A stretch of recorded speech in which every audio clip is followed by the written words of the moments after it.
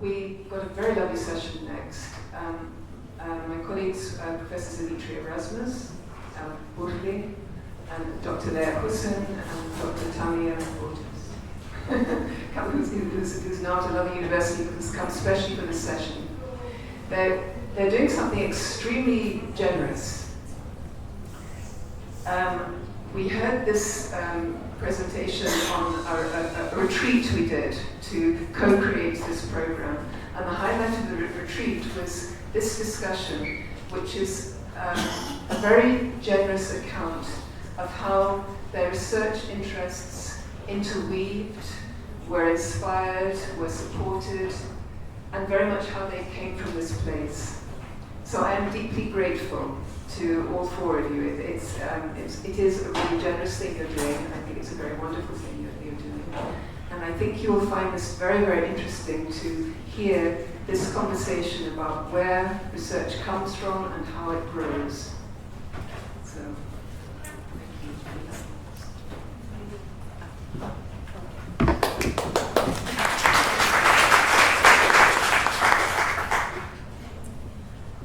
Okay, well, good morning, everyone, and it is such a pleasure to meet you in this context. And you might be wondering, why are these women in conversation here with me today? Soon after I arrived at Wits in 2011-2012, I was relieved to learn about the Wits Writing Center, which is just down the corridor in the library. And I was equally relieved to meet Professor Nichols. She has been our companion in thought, our Mukabi, as Karabeno Teneki has taught us. Now, the four of us are deeply indebted to Professor Nichols, and this is also an opportunity for us to express our gratitude.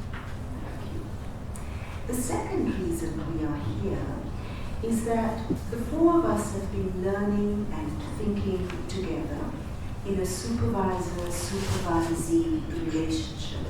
I've been privileged to work with Tamia on my far right, Leyya in the middle, and Buhle on my closest right.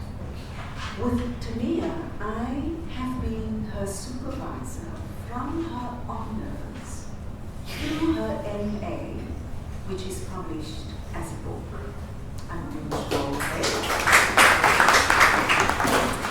And now I am with her in the writing phase of her PhD, and this is our 7th year of working together and thinking together.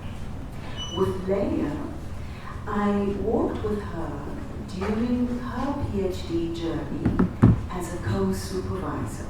She graduated last year and is now employed in the Political Studies Department at Wits. So she's still around the corner.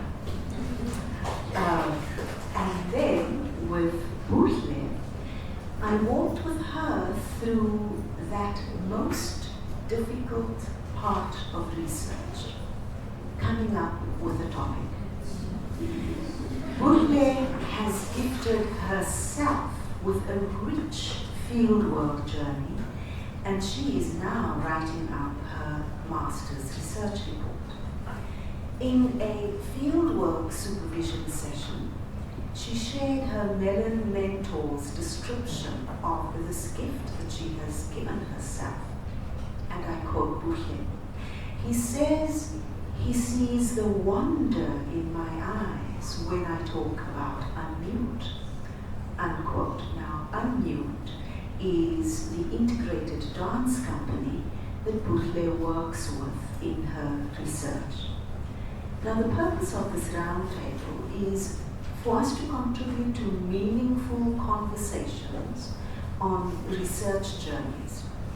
We focus on vulnerability, reflexivity, and the ethical as intricately deeply related, connected practices that are imbued with webs of relations. And these webs of relations fall under the umbrella of the personal as political in research. And at this point, I hand you over to Tamia. Hi everyone. Hello for everyone who can't see me on that end.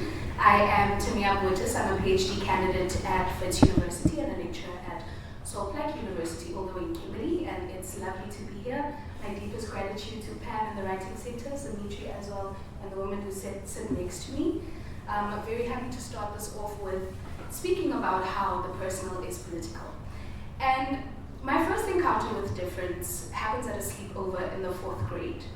And I was born to a historically classified colored mother, and although she carried that historical classification, her family lived in Leyya, which is the deep south of Johannesburg, about 40 kilometers away from the center. And that's where I spent most of my childhood, and in turn, most of my friends are Indian people. And it was my friend's 10th birthday. And the last morning of her birthday sleepover, her mother gathered us to be bathed and ready to be picked up. And as a part of the process, she began plaiting everyone's hair.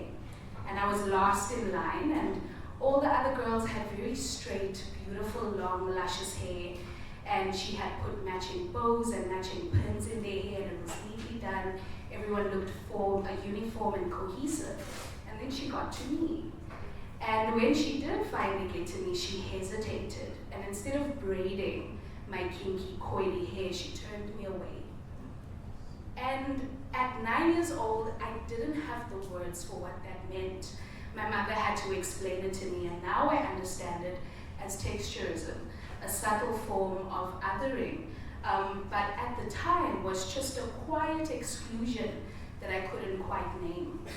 And that moment was only the first of many racialized encounters that I would experience as a child.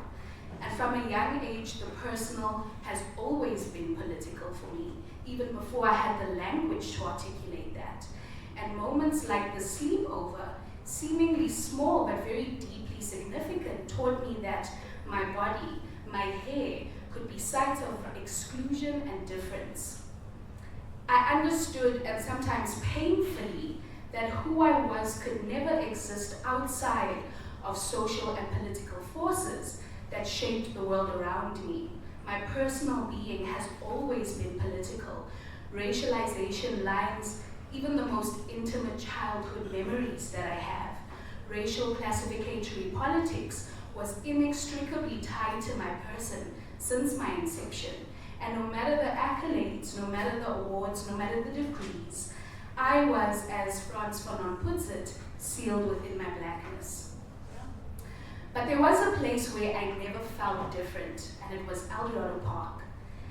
This is a historically classified colored township in the south of Johannesburg. And it wasn't where I grew up, but it was where I felt safest, where people looked like me, spoke like me, and carried the same kind of life experiences as I did. And it was in Eldorado Park that I found a sense of belonging. In a world that reminded me of my otherness, Eldorado Park was a space that affirmed me. But even within that comfort, I would come to realize that feeling at home in certain spaces did not shield me from the broader social and political forces that shaped my identity. And thus my research journey begins from that position. A small but very profound disposition that would shape the way I navigate the world going forward. And my research begins in 2018 as a very small third-year project, which was an exploration around Lennon's medicines, or Arlamensis, if you're familiar with that, and practices of care in Eldorado Park. And what starts as a very modest inquiry into my home, into my mother's cabinet, grows into an honors project around practices of care in Eldorado Park, and this in turn leads me to my master's project on midwives, or voetvrouwen, in Eldorado Park, women or Black autonomous midwives whose work has been long overlooked despite their vital role in birthing and caring for generations.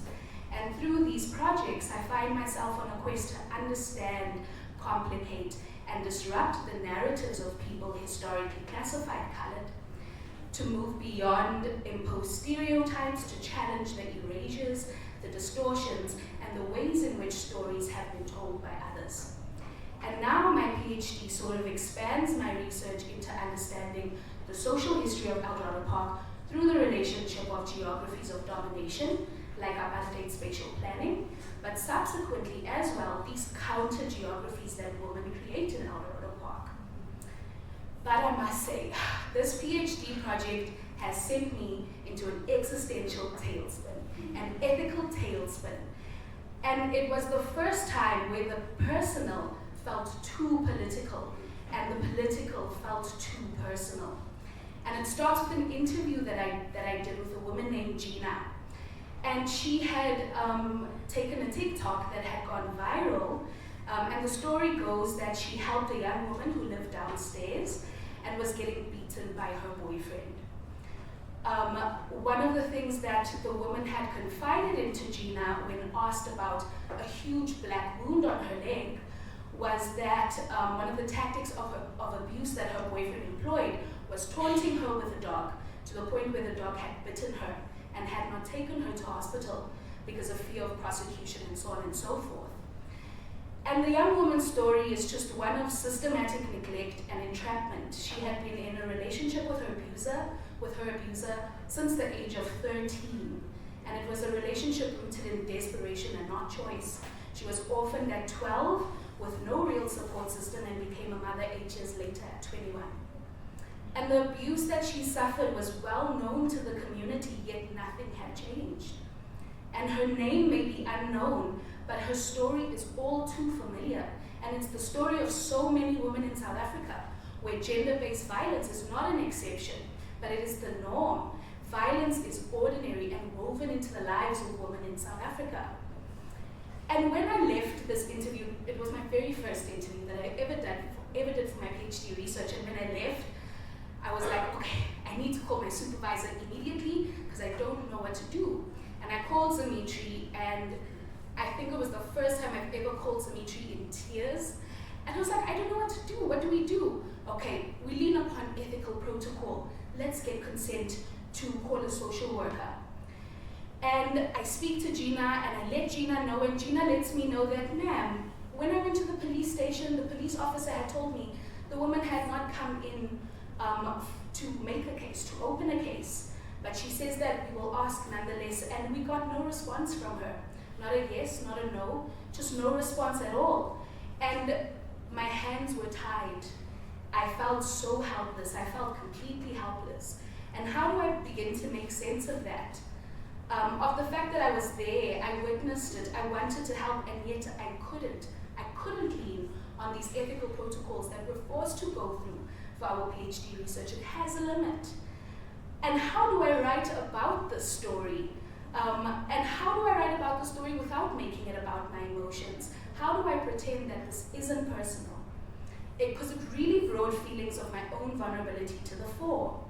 It became a moment of very deep ethical entanglement where I found myself in the community that raised me, amongst women who look like me and sound like me and talk like me, listening to a story that is devastatingly familiar. And in this moment, she projected not as a stranger whose name I didn't know, but as a friend or a sister or echoes of my very own story. And this is where anthropology gets very complicated for me in two ways. The first being is that anthropology historically has avoided hot periods of violence. But what happens when violence is weaved into the everyday experiences, especially in South Africa where gender-based violence and femicide is a norm?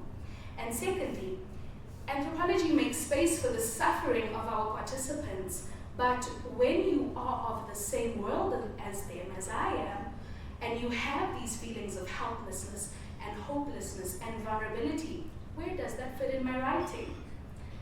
And what happens when their suffering mirrors your own, when their stories bleed into our own histories, into our own traumas, into our own fears? This story, the young woman's silence and my own entanglement, raises important questions about what happens when we do anthropology at home. When we're not just researchers, but also of the field. When our histories, our traumas, and lived experiences are not separate from those that we interact with, but deeply entwined in them. I chose Eldorado Park as my field site because I am of it. And as the history of anthropology has shown, academia is predatory. It thrives on extraction, on venturing into faraway lands and capturing the stories of the quote-unquote other, bringing them back to be theorized, dissected in spaces that remain fundamentally colonial. And in thinking about how the discipline can actually decolonize, I know that the answer doesn't lie in some distant, dislocated reality where researchers can still play the role of the outsider looking in. Because for me, doing anthropology at home is a matter of decolonization, but it comes with inherently ethical conundrums. Because Eldorado Park, as I've said, is not just my field site, it is my home. And it's a home that is riddled with both mundane and spectacular forms of violence. And there is no distance, there is no detachment, and there is no clean line between what is mine and what is hers. And as expectedly so, because when we realize that fieldwork is incredibly and deeply relational, and is an incredibly and deeply relational experience, and this is bound to raise questions between the relationship of fieldwork, the ethical, and vulnerability. Vulnerability is not just a side effect of fieldwork, but central to its practice. We should recognize that fieldwork is relational, and that ethical entanglements require us to be attuned to our own positionality, limitations, and entanglement. And to write with feeling is not self-indulgent or selfish, it's an ethical commitment to truthfully representing the worlds that we have a look at, not as abstract sites of analysis, but as lived realities.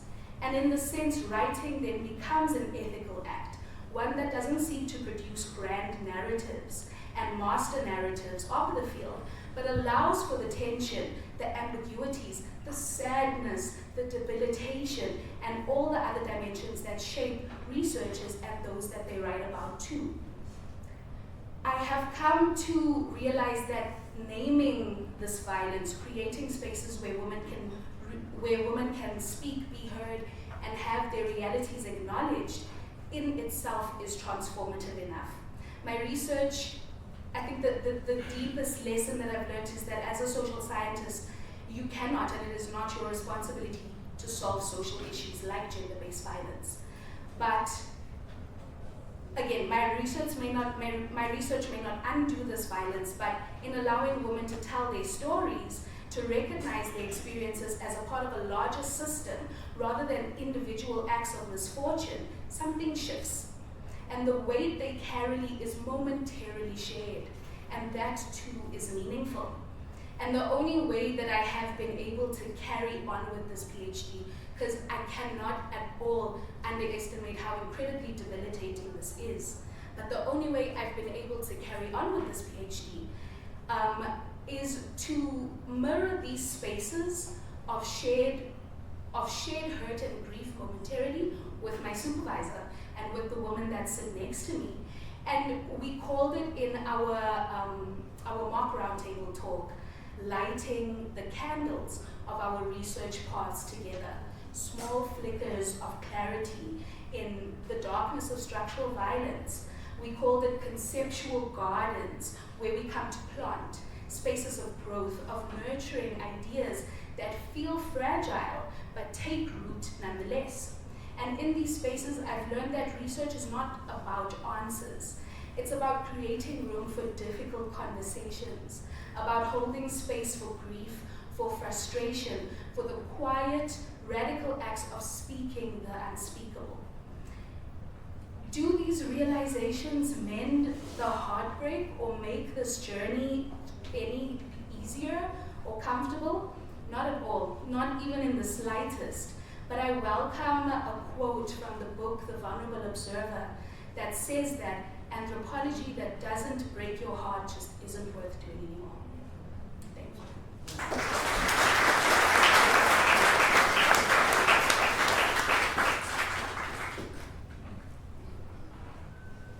Morning. I'm Dr. Leyya, and likewise, I'm sorry to those who can't see me, but hi there. I was kind of reflecting on my research and scholarly journey, how it's all personal is political. I immediately go to how I initially think I come into my research in scholarly identity, which is during the Fees Must Fall moment, right? I began to learn the academy as a battleground, a space that is deeply, deeply contested, deeply violent, which of course immediately places the student as a soldier within that landscape, right? And this is how I come into, again, even with my peers, with the people that will become the field alongside me, we're relating to each other as soldiers upon a battlefield.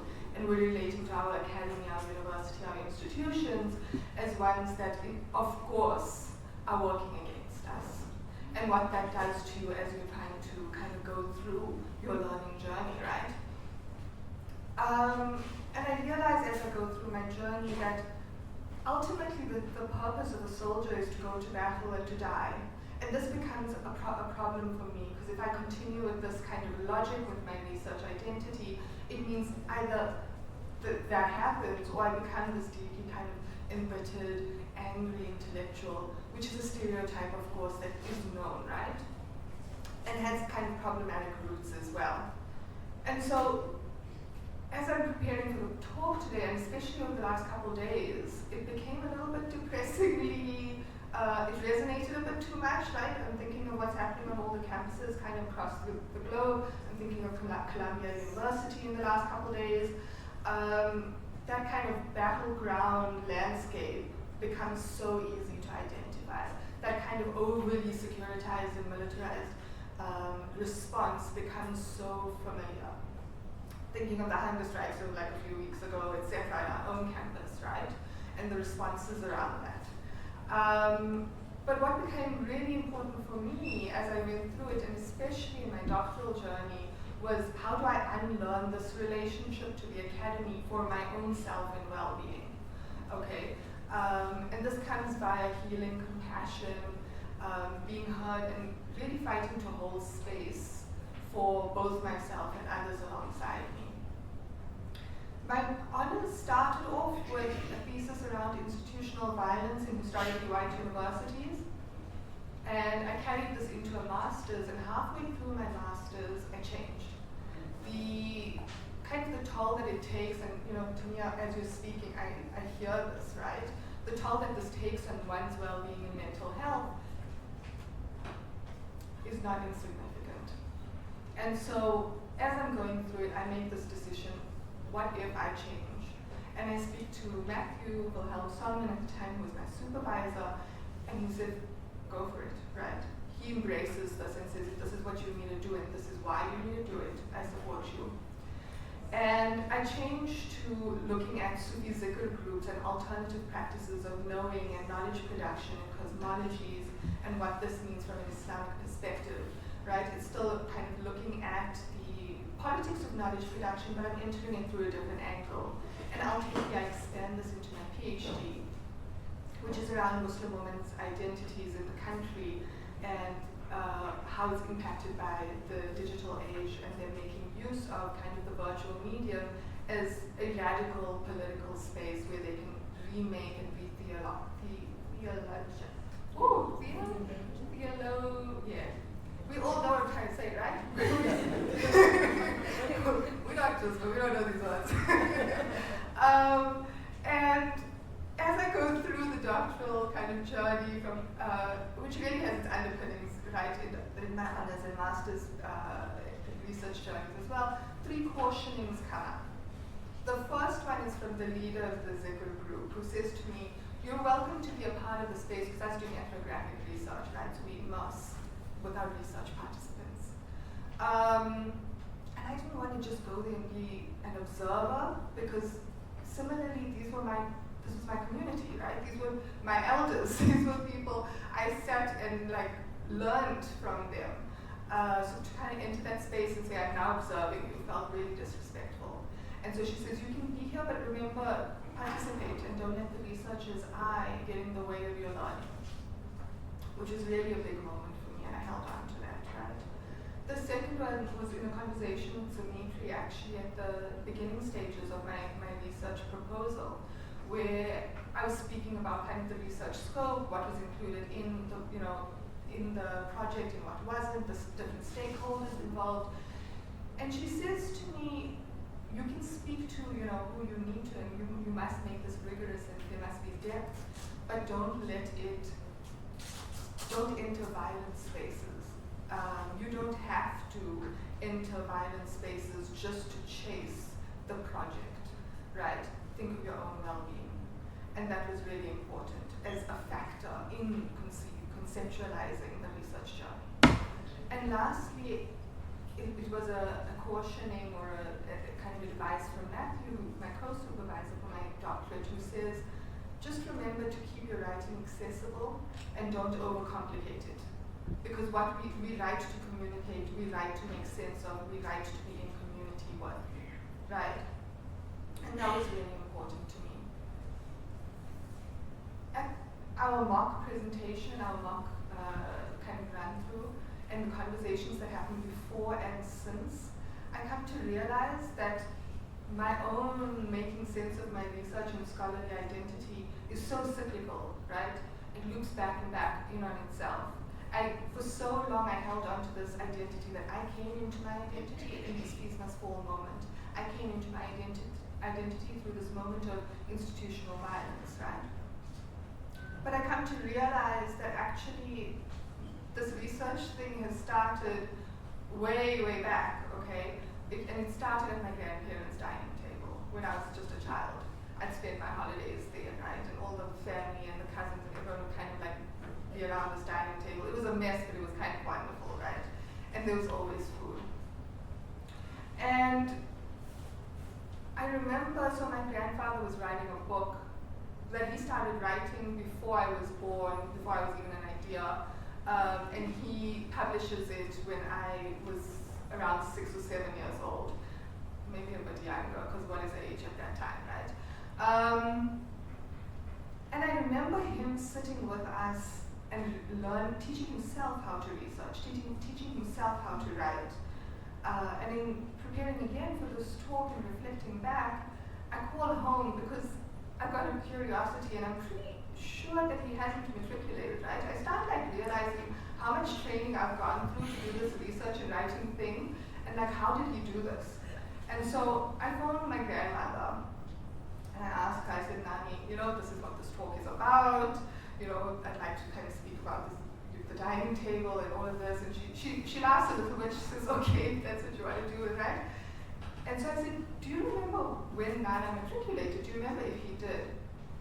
And she says, no, he didn't. He only got to standard 9, grade 11. And as we're having this conversation, it was the morning, they were in the kitchen, my mom picks up the phone and she says, hold on, what are you asking? And so I tell her this is what's happening and this is what the question was. Did he matriculate? When did he matriculate? She says, no, he didn't. He got to standard 5, it wasn't standard 9. So that's grade 7, right? I said, okay, that's a bit of a difference, right? As we were talking again, my dad takes the phone. What do you do? What am I hearing this? It's not standard 9 and it's not standard 5 either. And he says, I can tell you this because I have the proof. Because on the way to the book launch, right, which was in KZN at Signpost Casino, I was the one who sat with him in the car. And my dad says, you might have been in the back seat, I can't remember. But him and I were in the front, and we were having a conversation, and I asked him how he was feeling driving on the way to his book launch. And he said to me, all these professors are talking about my book. I didn't even go past standard 4. And that was a moment for me, because when I think back to that day, I remember just being so excited. I remember some confetti. And I remember that as his grandchildren, we got to go with our copy of his book first and signed it, right? And I couldn't quite read the inscription because it was in cursive. He was a writer. I wasn't that advanced yet. I had just kind of got to big books with chapters, right? And he said, and I asked him to read it to me, and he said, it's okay. Give it time, learn. When you can read it, you're going to receive its message and you're going to do better. And that was really important for me because I didn't feel bad and I didn't feel like I was less than. He allowed me the chance and the opportunity to learn, and he gave me that love of enjoying the process. And that's where I think a lot of my doctoral journey becomes a healing journey, in returning to that identity and doing research from that place, right? And saying that, okay, if he could write a whole book and research and do all of that at a table with, as his family grew up around him, with kind of my grandmother, also kind of around the table, making sure we were just kind of clean and fit and happy. And while he was talking to us about, what is our identity and what does it mean, and this is what I'm thinking about, all of that happened at the same time, and there was place for all of it. And so I think perhaps for me there were two main takeaways from this. And the first was that it was just grace, giving endless grace to ourselves through this journey. To learn and also to rest, because I think that's all part of the learning, but also to have grace with others, because it can be solitary. As much as we are doing this, and it's so wonderful to see like a community here, there are those moments where you kind of walk that path and you have to, right, go to those edges alone. But there is always the opportunity to reach out and have a meal together, have a chat together, and find community and support and receive it. And secondly, trust. Trusting in yourself, your ideas, your why, the reason that you're here, and trusting that why is going to pull you through. One of my research participants, when I was chatting to her, she's one of the elders of the communities, and she said, you have everything you need. And that just really stuck with me. You always have everything you need. And again, in terms of trust, it's trusting your supervisors to guide you and advise you on the journey, and finally trusting the process, which I found the hardest, and I still kind of have to remind myself all the time that it does take time, and it's just going to take the time that it takes, but when it's over, it's going to be over. And I think making the most of that and embracing that journey and empowering ourselves to make our journey what we want it to be is the biggest and most important thing. So, thank you.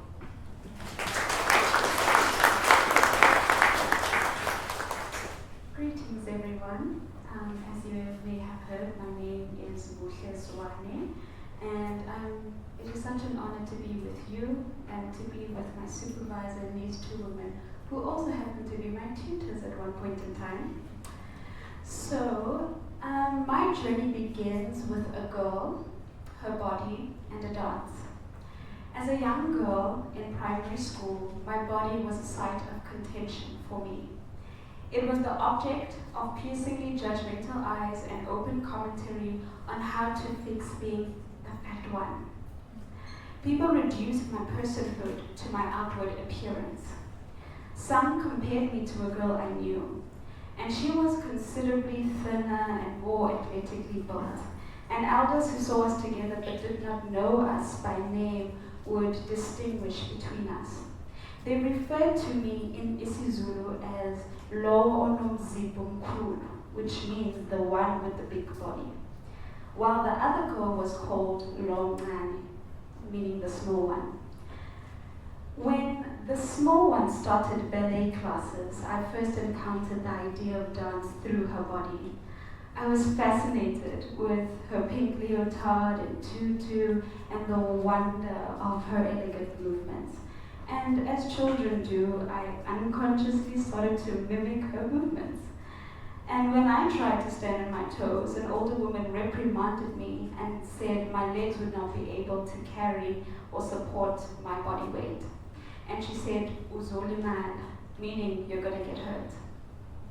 So over the years, snide comments and lingering gazes became a norm, and I dissociated from my form. However, I still came to love dance, especially TV shows like Strictly Come Dancing, So You Think You Can Dance, Jigga Ma Jigga, and many others. But this time though, I copied the movements in private. These shows made me realize and notice that my body shape did not fit the standard of a dancer's body and made me feel excluded from the dancing world.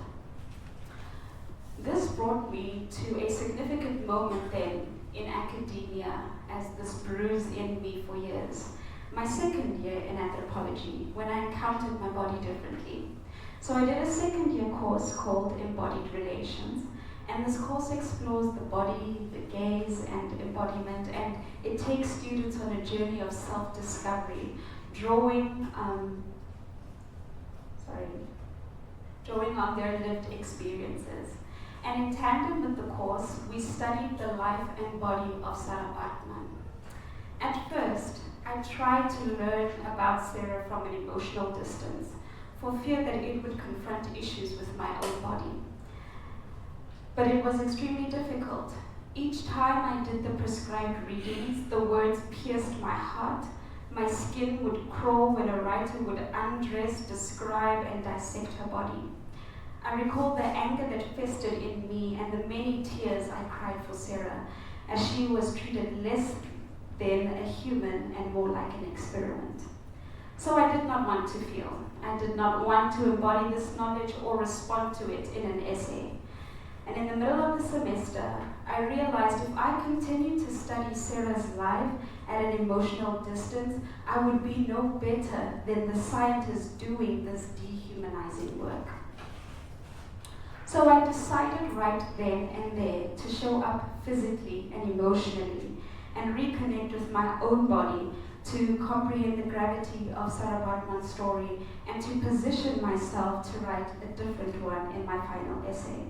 And looking back, that course gave me language that helped me understand that our bodies are so much more than material elements such as fat, bones, and blood. Our bodies carry social meaning and have social value. So, keeping these two significant memories in mind, I find myself then at the beginning of my master's journey feeling stuck when it came to selecting a researchable topic. All I had was an interest in the body based on the valuable lessons I learned in my second year, but I did not know specifically how I wanted to study the body. I, however, had 3 goals I hoped to achieve with my future project, and I believe that's what helped me move. First, the research idea or project would be grounded in my body. The topic would emerge from deep within me and stir me to seek and discover. Second, the project would go beyond research for certification. I wanted the research to resonate with me and feel significant to my participants. And third, that the readers who would read my research would find my research transformative. So this is when I meet my supervisor, Prof. Zimitri. I shared my interest concerning the body and the prospect of examining the body through body dysmorphia, but I was not settled on that idea. And so I asked her to think with me until a topic I could research materialized. Now, when you ask Prof. Zimitri to think with you, you need to bring your A game to the table. No shortcuts. You are in the zone with her. As a student, you do deep contemplation work with her support and probing questions. She draws out responses. She switches the lights on and provides her guidance. And this type of conversation is what Sonia Foss calls a conceptual conversation. And its purpose is to, and I quote, to work out the topic of your dissertation, to funnel your knowledge and preferences efficiently and effectively into a dissertation topic, close quote. So similarly, our conversation made room for my not knowing and allowed me to dream. I felt acknowledged, understood, and valued. And this is the beginning of a dynamic dance of supervision, which is what we decided to call it. So amid our conversation, Prof. Zimitri remembers a dance piece by dancers who had prosthetic limbs. And she shares this, and a whole new world of possibility opens up for me, a world of dance and disability. Now, even though there was a sense of promise after I met my supervisor, it was quickly crushed when I entered the field in April. I was met with various challenges and silences. I could not find a company, I could not find dancers with prosthetic limbs in Johannesburg, or information from the Department of Sports and Arts and Culture. And so you can imagine, I was discouraged. But just when I was about to give in, a friend of mine, as well as my supervisor, encouraged me not to lose heart, but to engage the silences, because they were telling a story of this field. And the breakthrough came when I visited Wits Doctoral Academy, and they pointed me to the company I'm currently working with, Unmute Dance Company, situated in Cape Town. Now, before I formally worked with Unmute, I was privileged to have met online the artistic director, Nadine McKenzie, who also happens to be a dancer using a wheelchair in Unmute. We had the most honest and vulnerable conversation on dance and disability and about its context in South Africa. She shared her childhood experience, and I credit her for being the one to give me a foretaste of what Unmute was like. She shared that Unmute unholds and operates by two core values. A, to change society's perspective on disabilities, and B, to do integrated work. And integrated work means it's a blend of dancers with and without disabilities. And after this meeting, I was sold. I was like, I'm going to Cape Town, I'm going to see you, girl. I'm going to see these people. And in a matter of days, I decided with Unmute and my supervisor that I was going to stay in Cape Town and be fully immersed for a month of field work. So in Unmute, there are two dancers with wheelchairs, who use wheelchairs, one with Parkinson's disease, two able-bodied dancers. One of the able-bodied dancers is also a choreographer, and then one dancer and choreographer who is deaf. With Unmute, I came alive both as a researcher and as a person. My central research question asked how working with dancers with diverse physical embodiments transforms the way that dance is taught, choreographed, and performed. I was also interested in finding out how dancers in Unmute interpret integrated dance and what unfolds when embodied differences, and I mean physically embodied differences, come together in a dance studio, and how what emerges from the dance studio translates to performance on stage. And so I made a few observations while I was in the field. So the first, I observed that the relationships among the dancers were authentic. They did not just dance together, but they were like a family. After a rehearsal, they gathered in the middle of the studio space, and the choreographer would ask, how did the piece feel in the body? This feedback session included both able-bodied dancers and dancers with disabilities. It was a safe and open conversation about limitations and strengths, emotions and bodily sensations. The question allowed the dancers to remain attuned to their own bodies and how they were feeling on a particular day and a particular time. Additionally, the question enabled an understanding of how different bodies work and how each of the dancers could accommodate each other. Their authenticity made it easy for me to integrate into their world, both as a researcher and as a person. I wanted to be myself with them, and I was myself. And this allowed them also to receive me as an insider. And I did everything that an Unmute dancer would do. I did the strength training in the morning, I ate lunch with them, and we worked over weekends. I was going up and down Cape Town creating props for the upcoming show that they were going to have in July. And so this brings me to my next point of trust. I learned that authenticity built the foundation for trust. This trust was co-created. They trusted me with their stories for the research, And then they gave me this astounding honor to perform with them in their upcoming show, something I had never done. And I realized this was an opportunity for me to give them my trust. I had to trust that they would support me on stage and carry my story as I carried theirs. The third observation I had personally was for embodiment when I performed. It was the second night of performance, so we had already kind of felt what the performance would be like, but it felt like there was gaps within the performance. And I went home and I realized, and then I had this bright idea. I went and I spoke to them. I said, I think this is how we should just change the performance a little bit, make it feel real, make our bodies go into it. And they were so happy to take the idea. And there was this moment where one of the dancers who has Parkinson's, so she shakes a lot. And so I say a poem, and the poem draws her to me where I'm standing underneath an elastic that is on the stage, on the side stage. And she comes to me, and then we begin to shake together. And the dancers who were also behind her began to shake. It was a conversation, it was a move that we did that we didn't really rehearse or speak about, but happened in the moment because we had the trust, we had the real relationship. And so we knew that, okay, what the one person does, just follow through and support on stage.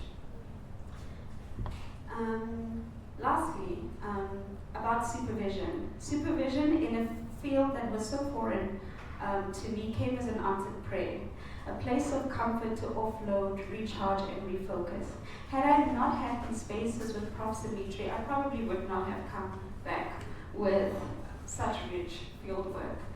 I remember a moment when I started my interviews. I told Prof, the answers they're giving are quite static and robotic, but when we have normal conversations, they're just flowing. How do I ask a question that will yield rich answers and get them to flow the way they do in a normal conversation?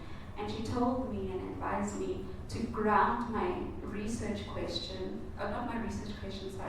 to ground my interview questions in what I was witnessing and experiencing in the studio every day. And it helped so much, and it was just beautiful. So in conclusion, personally doing this research was a full circle moment for me. The same primary school girl who was called the one with the big body is the very one doing this important work on dance and disability. So I created connections with the dancers and brought my supervisor along with me on this journey, and this has reshaped and strengthened our dance of supervision. Thank you.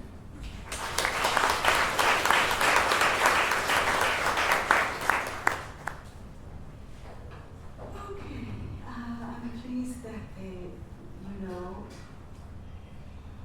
that the whole thing is not a praise from Zimitri. So I'm going to close, and thank you to each one. Thank you. I'm going to close with an idea that has emerged from the way in which we think and work together, the four of us. And I call it writing and thinking intensive supervision. And it all starts again with the personal as political. As a child of apartheid, with parents in modest professions, the predominant ethos in black communities was that education is a weapon of defiance and a means of holding onto one's dignity. And so I internalized this ethos that grew out of the vulnerability of living, learning, and being on the other side of power under apartheid. It made me aware that not everything is learned from books. And it took me a long, long time to teach myself the hidden or assumed skills of academic reading, thinking, writing, and coming to voice. And this ethos and the necessity, the absolute necessity to teach myself, shapes part of my supervision practice. To render transparent to students these hidden skills, to do so in embodied ways, to enable students to do what I had to do, teach themselves. And to teach themselves not from what felt to me like a mysterious place that I needed to figure out and might never do, but for students to teach themselves from a more solid place. I'm repeatedly reminded by former and current students, and I say this with incredible modesty, that since I entered the academy in 1995 at the University of Cape Town, my mere presence in the academy as a thinking black woman is itself an intervention. On the one hand, I embody the intervention into the past and the interference with the present, because I'm always interfering with the present. On the other hand, I embody the future for the generation of students that I teach. And this is a future that I had only just begun to co-create with others after the South African transition in 1994. And so our freedom is young, it is very young. Our education system is marred by a culture of low achievement and a culture of education for certification. Our society is marred by a culture of cheating, lying, and stealing. And in this context, what I embody, not out of choice, but because of my positionality, demands of me ethical practice in the form of personal and political responsibility, accountability, and integrity. It shapes my constant reflection on what I do in the academy, which is to co-create a future with the next generation of parents, of leaders, and of thinkers by investing in their personal learning journeys. And so, in my experience, 1 hour-long supervision sessions are too short for thinking deeply with a supervisee. Supervision sessions with a serious student last between 3 to 4 hours, roughly every 2 to 4 weeks. So you have longer sessions, but you might have fewer sessions. And those longer sessions are more meaningful, and they carry you for a longer time. And so during this time, this 3 to 4 hours, the student and I work at my table. And we work at my table and at my desk. And we move back and forth between the two stations. We begin at my table, where I work mainly with listening, mapping, and with pen and paper. So I use different colors to map the students' spoken ideas on a page, and I include tentative links to my thoughts, but I'm silent, right? I'm mapping and listening. And these maps are mirrors of her ideas in process. And her expression on looking in this mirror when I turn it to her is always rewarding. Mapping models what it means to think with a student. After thinking together with the knowledge and the questions that the student already has, we move to my desk and we sit beside one another as we search for relevant reading material online, and when we work with the actual writing and thinking on my computer screen. So we move back and forth between these two stations. We move back and forth between the field data, the students' personal and emotional experiences of the field, and the theoretical debates and concepts. I should not have stapled these. The theoretical debates and concepts related to their project. Our bodies literally move with our imaginations. And as Buhle says, supervision feels like a dance. And so I'm going to close. I mentioned teaching myself earlier in this talk. It is mistaken to read this as something I do or did entirely by myself.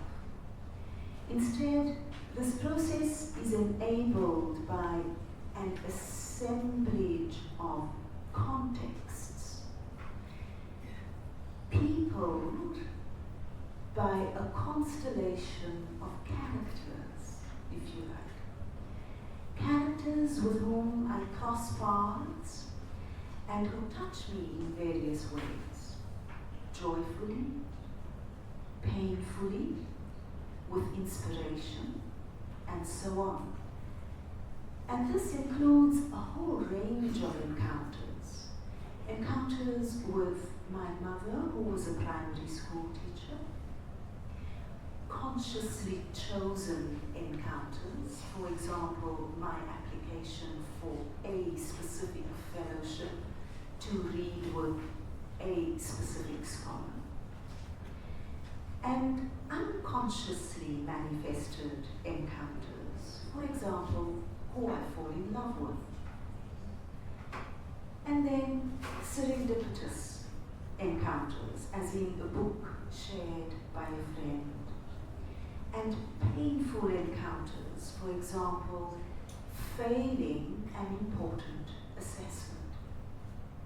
I am not passive in this process. What I teach myself, or better put, what the matrices of my contexts enable me to learn, emerges from the ways in which I respond to the characters and to the encounters in my worlds.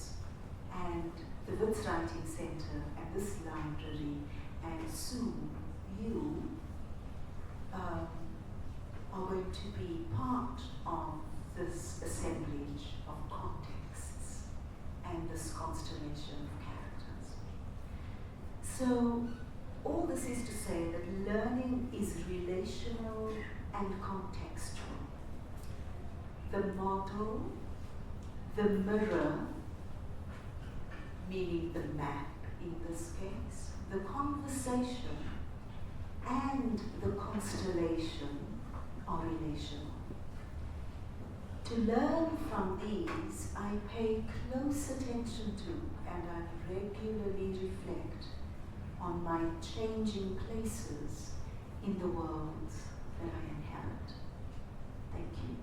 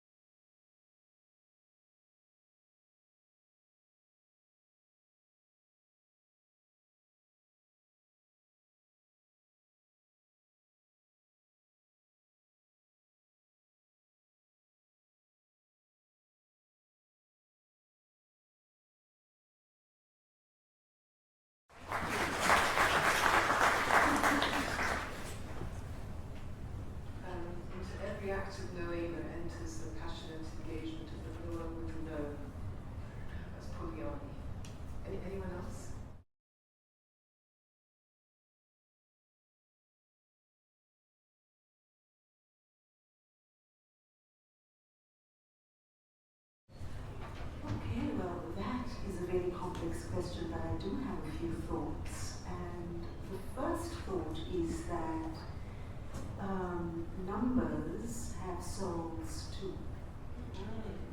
Numbers have feelings too. And so if we just were to approach numbers differently from the way in which we are taught to, then I think, mathematics and statistics become just a whole different field. And as you would probably know, the piano, the ways in which people play the piano can be translated into maths. So that's part of why I say numbers have souls and feelings and sounds. So the point about a theory, quote unquote, or a conception of relationality, I think the question, because you are focusing on literacy, right? Numerical literacy, I think that it's important for you to ask, who are the people who need to, or who are perceived to need this literacy? And how do they see, read, and feel the numbers? And I want to just give you a parallel thought.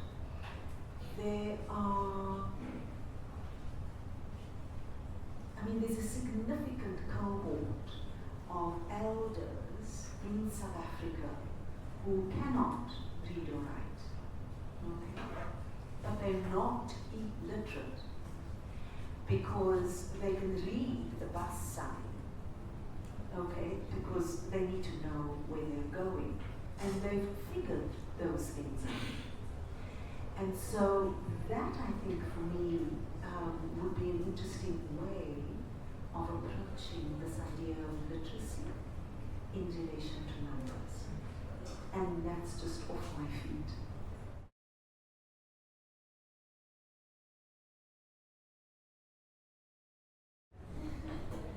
Okay, and I'm going to be very direct here, right?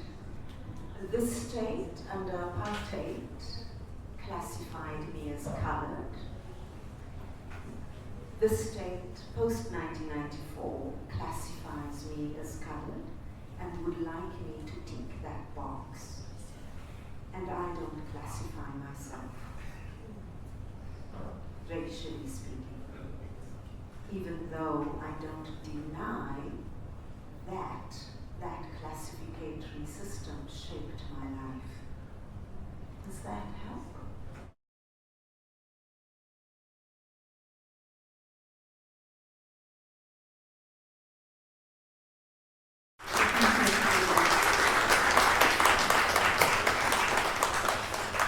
Zimitri does have books. He was reading.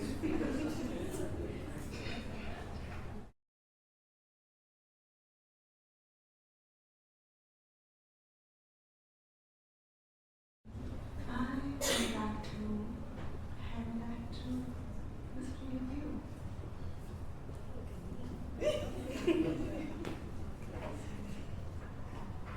I saw the look, they threw me under the bus. I think finding your voice takes a long time. I think I'm still finding my voice. And I think the more that you engage and the deeper you engage with your questions, curiosities, material, inevitably you will find the way to say what you want to say in the ways you want to, and to strike the right kind of tone and register. I do think it is a very, very kind of personal journey that you go through that's kind of influenced by who you're reading, because you can only kind of write as well as you read. And so the types of literature you're reading, the types of theories you're thinking with, because all of these epistemologies, ontologies, cosmologies, they become who we are, right? It influences our movement through the world, and it influences the way we speak. So I think without wanting to be too abstract, it is something that will emerge if you just keep at it. It's like a practice. You just have to keep going, and it comes up, and you keep tinkering with it, I think, for as long as you write.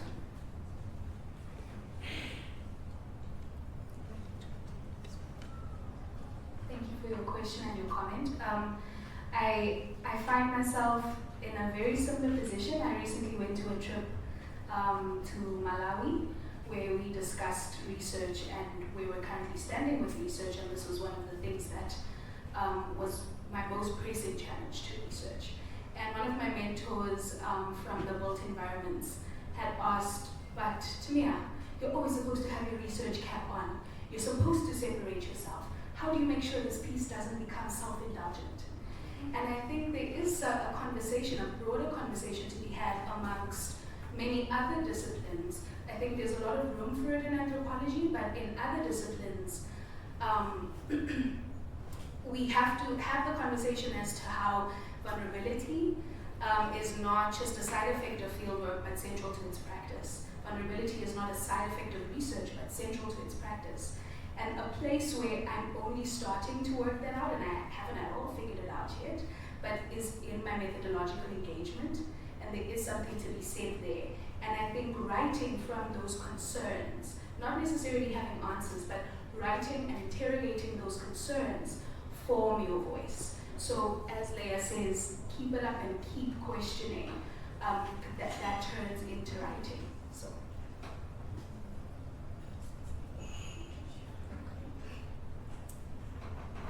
I think also, I forget her name now, but help me, Pamela. The morning pages one. The Artist's Way, Julia Cameron. I think morning pages are crucial in helping one find one's voice.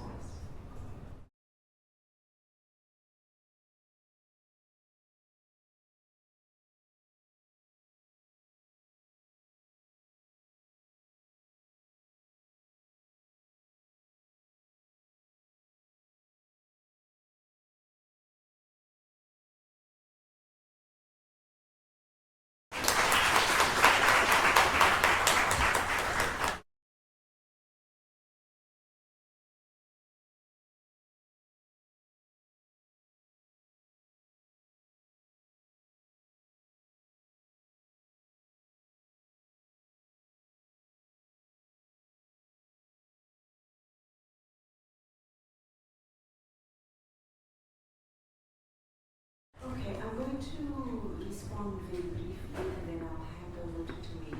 And then Pamela, I think, yeah, then we'll need to close. Yeah. So I think Buhle's research is an example of her not being a part of the community of dancers. Coming into the community as a stranger, but coming in with an openness, and then being received with an openness. And one of the things that we hope to do is to translate her MA into a little booklet on the dance company that they can then use when they go, abroad, and when they visit other cities or towns in South Africa.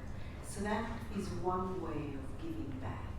And the other way in which she did give back was to perform with them when they asked her to. And it wasn't easy, it wasn't an easy decision, but we worked through it, and Buhle decided that she wanted to perform in order to articulate through her body her trust of the dancers. And that worked.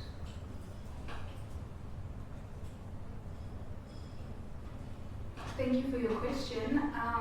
Very important question, of which I don't have practical answers, but even just being of your field doesn't mean you're shielded from producing knowledge that is extractive and abstractive.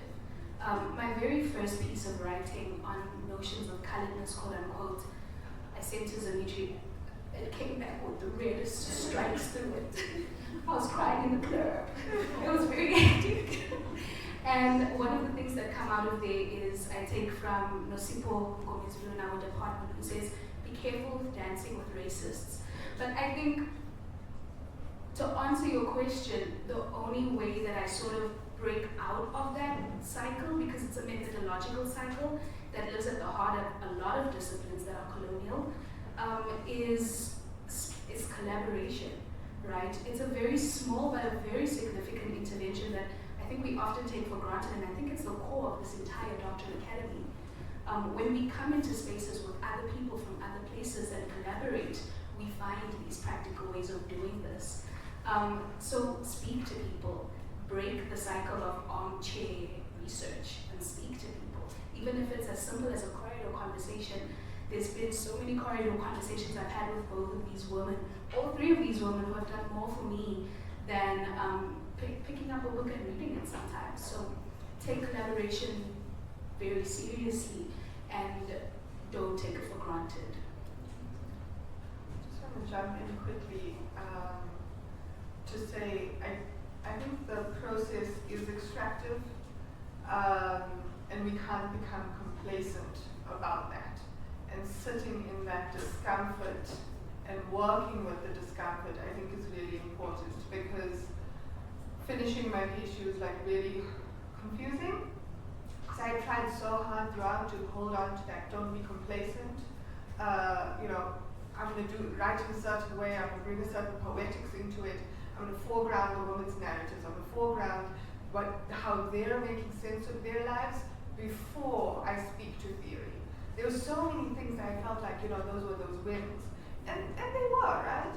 But at the end of it, the sole authorship is written Dr. Leyya said. Right? It's strange. So I think we can't become complacent about the fact that there is that kind of extractive nature, even in the bureaucratic and institutional ways we do this thing. But within that, we can still find the room to play and find creative freedom and collaborate to make it less so over time. Thank you. Thank you, Pamela.